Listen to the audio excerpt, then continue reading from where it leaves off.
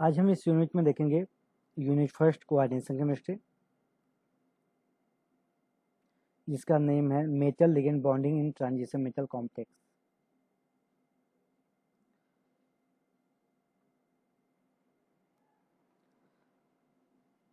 सबसे पहले हम वैलेंस बॉन्ड थ्योरी को समझेंगे। वैलेंस बॉन्ड थ्योरी क्या होता है? वैलेंस बॉन्ड थ्योरी के अकॉर्डिंग जो मेटल आयन होते हैं वे क्या करते हैं, इक्वल नंबर ऑफ, जितने नंबर ऑफ लिगेंड्स होते हैं उतने नंबर ऑफ अपने डी ऑर्बिटल प्रोवाइड कराते हैं, अपने ऑर्बिटल प्रोवाइड कराते हैं, जो हाइब्रिड होकर हाइब्रिडाइजेशन के बाद इक्वल एनर्जी के नए ऑर्बिटल्स देते हैं। ठीक है, उन ऑर्बिटल्स की एनर्जी ऑलमोस्ट इक्वल सेम होती है, जो लिगेंड्स के ऑर्बिटल के साथ ओवरलैप करके कोवैलेंट बॉन्ड बनाता है। तो मीन्स इसका जो वैलेंस बॉन्ड थ्योरी का जो की पॉइंट है वो यही है, जो मेटल लिगेंड्स के बीच बॉन्ड होता है उसका नेचर क्या होता है, 100% कोवैलेंट नेचर होता है। ठीक है, इसका की पॉइंट यही है। और बाकी ये सारे पॉइंट्स जो दिए हुए हैं, एम्प्टी ऑर्बिटल, जैसा मैंने अभी आपको बताया कि जो मेटल के एम्प्टी ऑर्बिटल्स होते हैं वो लिगेंड्स के फील्ड ऑर्बिटल के साथ ओवरलैप करके मेटल लिगेंड्स बॉन्ड बनाते हैं, जिसका नेचर कोवैलेंट होता है। वैलेंस बॉन्ड थ्योरी का एप्लीकेशन क्या होता है? इसके बेस पर आप कॉम्प्लेक्स की ज्योमेट्री बता सकते हो, मैग्नेटिक बिहेवियर आप इसके बेस पर बता सकते हो। अब हम देखेंगे कोऑर्डिनेशन नंबर 4 के कुछ कॉम्प्लेक्स क्या क्या है और उनके देखेंगे।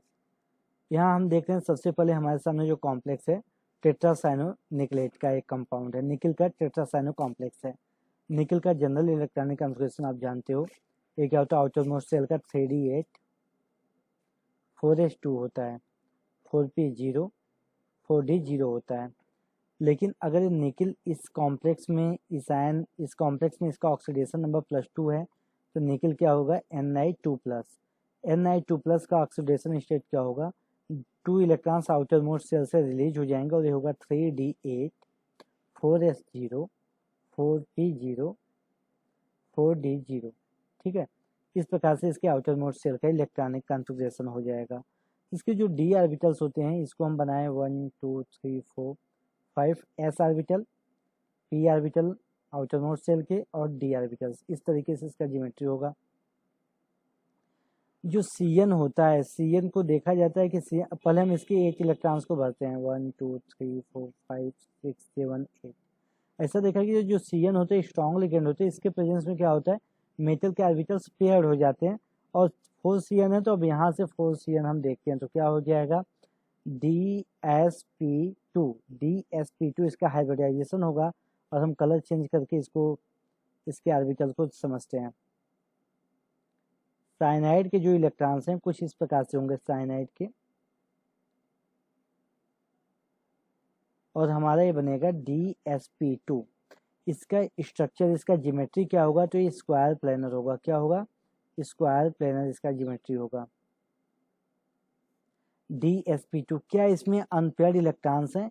अगर नंबर ऑफ अनपेयर्ड इलेक्ट्रॉन्स अगर इसमें कुछ होते तो क्या होता, ये पायरा मैग्नेटिक बिहेवियर शो करता, लेकिन अनपेयर्ड इलेक्ट्रॉन 0 हैं इसलिए क्या होगा, ये डाया मैग्नेटिक होगा। तो इसमें कोई क्या इंपॉर्टेंट पॉइंट है, सबसे पहले आपको हाइब्रिडाइजेशन देखना है, इसका ज्योमेट्री क्या होता है, पैरा होते हैं कि डाया होते हैं, बस इतना आपको देखना, यही आपको बताना है। ठीक है, ये चीज़ें आपको निकिल के बारे में समझ में आ गया होगा।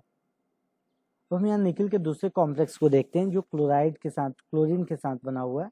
यहाँ पे निकिल का ऑक्सीडेशन स्टेट +2 है, निकिल का ऑक्सीडेशन स्टेट +2 है और इसका आउटर मोस्ट का electronic configuration 3d0 4s0 4p0 and 4d0 हो जाएगा। ठीक है, इसके ऊपर बाद का कुछ भी आप 0 लिखो उससे कोई मतलब नहीं होता है। डी को इस प्रकार से हम यहाँ पर दिखा सकते हैं, S and this is p orbital and this is d। d में 8 इलेक्ट्रॉन्स है और जो क्लोरीन होता है, क्लोरीन है जो इसके पास इतनी एबिलिटी नहीं होती कि इलेक्ट्रॉन को पेयर करा दे, तो हमारा डी, इसका इलेक्ट्रॉन इस प्रकार से होगा 4 5 6 7 एंड 8। अब क्या करेगा, इसके 4 क्लोरीन है तो ये आगे के 3 ऑर्बिटल्स में चले जाएंगे, 4 ऑर्बिटल्स में जाएंगे, Cl Cl Cl और Cl। तो क्या ये इसका हाइब्रिडाइजेशन क्या होगा, sp3 और इसकी ज्योमेट्री होगी टेट्राहेड्रल। इसमें अनपेयर्ड इलेक्ट्रॉन कितने, 2 अनपेयर्ड इलेक्ट्रॉन्स होने की वजह से इसका नेचर क्या होगा, ये पैरामैग्नेटिक होगा। क्या होगा, पैरामैग्नेटिक बिहेवियर शो करेगा। इसमें आपको फिर से जो मैं बता रहा हूँ क्या याद करना है, इसका हाइब्रिडाइजेशन क्या होता है, इसकी जियोमेट्री क्या होती है, और ये डाया होता है कि पैरा होता है। तो आपको मालूम है कि जो क्लोरीन होता है, निकल का क्लोरीन के साथ जो सॉल्ट बनता है उसकी जियोमेट्री टेट्राहेड्रल होती है, sp3 हाइब्रिडाइजेशन होता है, और ये पैरामैग्नेटिक इन नेचर होता है। ठीक है, अब हम अगले कंपाउंड को देखेंगे, अगले कॉम्प्लेक्स को देखेंगे। कॉपर का सॉल्ट है अमोनिया के साथ, कॉपर का सॉल्ट अमोनिया के साथ है। कॉपर का यहाँ पर +2 ऑक्सीडेशन स्टेट है, और इसका अगर आप +2 ऑक्सीडेशन स्टेट करेंगे तो ये क्या होगा, 3D9 4s0 4p0 and 4d0। ठीक है, डी को हम बनाते हैं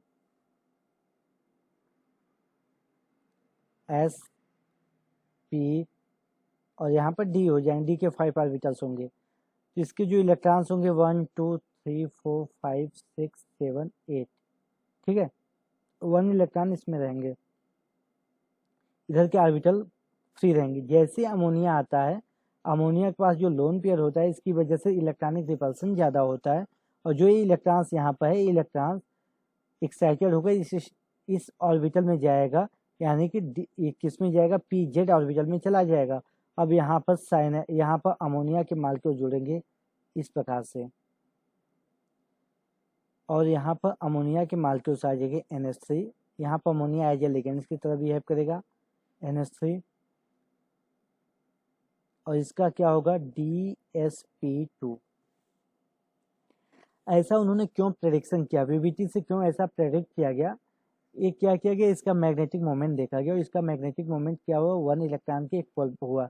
आप जानते होंगे मैग्नेटिक मोमेंट की जो फॉर्मूला होते हैं, म्यू स्पिन 1 इक्वल टू होता है n+2, ये फॉर्मूला होता है।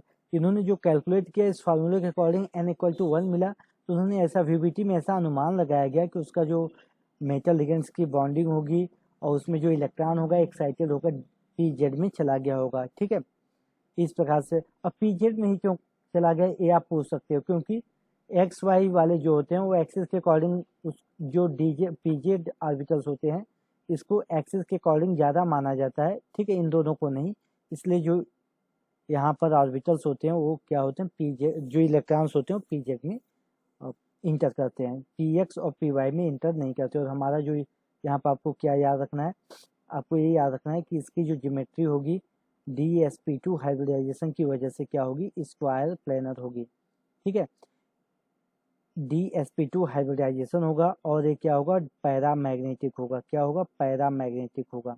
इतने 3 पॉइंट आपको याद रखने हैं। कोऑर्डिनेशन नंबर 6 के बारे में देखेंगे। ठीक है, तो सबसे पहले कोऑर्डिनेशन नंबर तो आप समझ रहे हैं कि किसी सेंट्रल मेटल के चारों तरफ जितने नंबर ऑफ लिगेंड्स होते हैं, या नंबर ऑफ कोऑर्डिनेशन बॉन्ड जो होता है उसको ही कोऑर्डिनेशन नंबर कहा जाता है।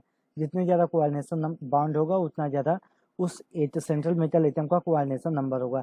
जैसे इस कॉम्प्लेक्स में देखें तो कोबाल्ट के चारों तरफ 6 अमोनिया के मालिक्यूल्स हैं, तो कोबाल्ट का कोऑर्डिनेशन नंबर 6 होगा। ठीक है, कोबाल्ट का जो ऑक्सीडेशन स्टेट है +3 है, और कोबाल्ट को हम इस प्रकार से इसका लिख सकते हैं 3d6 4s0 4p0 और 4d0, इस तरीके से इसको हम लिख सकते हैं। ठीक है, अब डी अमोनिया लगा हुआ +3 ऑक्सीडेशन स्टेट में अमोनिया क्या होता है, स्ट्रॉन्ग फील्ड शो करता है। ऐसा मैं नहीं कर रहा हूँ, एक्सपेरिमेंट के बेस पर यहाँ पर वीवीटी ने बताया, लेकिन क्रिस्टल फील्ड थ्योरी ने इसके बारे में बहुत अच्छे से सारा एक्सप्लेन किया। हम डी इलेक्ट्रॉन्स को क्या करते हैं, फील्ड कर देते हैं पेयर्ड फॉर्म में। s में 1 इलेक्ट्रॉन होगा, इस प्रकार से होगा। हम यदि इसको यहाँ पर NH3 को लिखें, NH3 अपना 2 इलेक्ट्रॉन लेकर इस प्रकार से जुड़ेगा NH3, D में 2, 1 S में 3 P में, यानी टोटल 6 अमोनिया के मालिक्यूल्स यहाँ पर अटैच हो जाएंगे, और जो हमारा ज्योमेट्री बनेगा वो क्या बनेगा, ऑक्टाहेड्रल बनेगा। इसका जो स्ट्रक्चर होगा D2sp3। ठीक है, इसका क्या होगा, हाइब्रिडाइजेशन D2sp3, और ये क्या होगा, डायामैग्नेटिक होगा। क्या होगा, डायामैग्नेटिक इसका बिहेवियर होगा। ठीक है, कोऑर्डिनेशन नंबर जो 6 है, कोऑर्डिनेशन नंबर 6 है, ये इसमें ऑक्टाहेड्रल ज्योमेट्री बनेगा। अब डिपेंड करेगा कोई इनर ऑर्बिटल है कि आउटर ऑर्बिटल है। अगर वो स्ट्रॉन्ग लिगेंड्स है तो जनरली इनर ऑर्बिटल कॉम्प्लेक्स बनाता है, वीक लिगेंड है तो जनरली वो क्या बनाता है, आउटर डी या एन डी ऑर्बिटल कॉम्प्लेक्स बनाता है। ठीक है, अब ये आप लोगों के लिए मैं होमवर्क दे रहा हूँ, ये आप लोग मुझे करके बताएंगे इसका क्या होगा। कोबाल्ट का हेक्साफ्लोरो कॉम्प्लेक्स है, इसका आपको इसका बताना है कि इसका मैग्नेटिक बिहेवियर क्या होगा, इसका हाइब्रिडाइजेशन और ज्योमेट्री क्या होगा। अब इसके डीमेरिट्स क्या होते हैं, डीमेरिट्स इसके समझते हैं। पहला, इसका कोई थ्योरेटिकल बॉन्डिंग का कोई थ्योरेटिकल बेस नहीं है, मीन्स किसी एक्सपेरिमेंट के बेस पर या ये जनरल मैग्नेटिक मोमेंट के बेस पर बताया गया, ये बहुत एक्यूरेट नहीं हुआ। ढेर सारे ऐसे मिस्टेक हैं, जैसे कि CuNH4+2+ का इन्होंने जो बताया था कि क्या होगा, ये मैग्नेटिक मोमेंट शो करेगा, इसमें पैरामैग्नेटिक होगा, इसके बॉन्ड नेचर बताता है, इसके बारे में बिल्कुल गलत विविटी बताता। इसके पास हाई स्पिन और लो स्पिन कॉम्प्लेक्स का कोई आइडिया नहीं है, मीन्स स्ट्रॉन्ग फील्ड लिगेंड्स और वीक फील्ड लिगेंड्स का कोई आइडिया इसके पास नहीं है, ये थ्योरी हमें नहीं बता पाता। और मैग्नेटिक मोमेंट भी एक्यूरेट नहीं बता पाता, क्योंकि यहाँ पर जो कंसीडर किया जाता है वो स्पिन की वजह से, इलेक्ट्रॉन के स्पिन की वजह से मैग्नेटिक मोमेंट को बताया गया। लेकिन जनरली क्या होता है, स्पिन और ऑर्बिटल ऑर्बिटल और स्पिन दोनों की वजह से क्या होता है, मैग्नेटिक मोमेंट होता है। तो ऑर्बिटल मैग्नेटिक मोमेंट के कॉन्सेप्ट को यहाँ पर नहीं दिया गया, इसके फेल्योर का सबसे बड़ा रीजन भी रहा है। ये किसी प्रकार के स्पेक्ट्रा को नहीं बताता है, ठीक है, किसी प्रकार के स्पेक्ट्रा को नहीं बताते, इसलिए हम इसके कलर बैंड को, इसके एक कॉम्प्लेक्स किस प्रकार का कलर शो करेगा। जैसे आप जानते हो कॉपर के जो कॉम्प्लेक्स होते हैं ब्लू कलर के होते हैं, आयरन के जो कॉम्प्लेक्स होते हैं उसमें वेरिएबल जनरली क्या होता है, ग्रे कलर के होते हैं। तो ये सब इसके मिस्टेक थी जिसमें मॉडिफिकेशन करने की ज़रूरत है। तो इसको हम बाकी इसके बाद की थ्योरी हम नेक्स्ट वीडियो में आपको दे रहे हैं।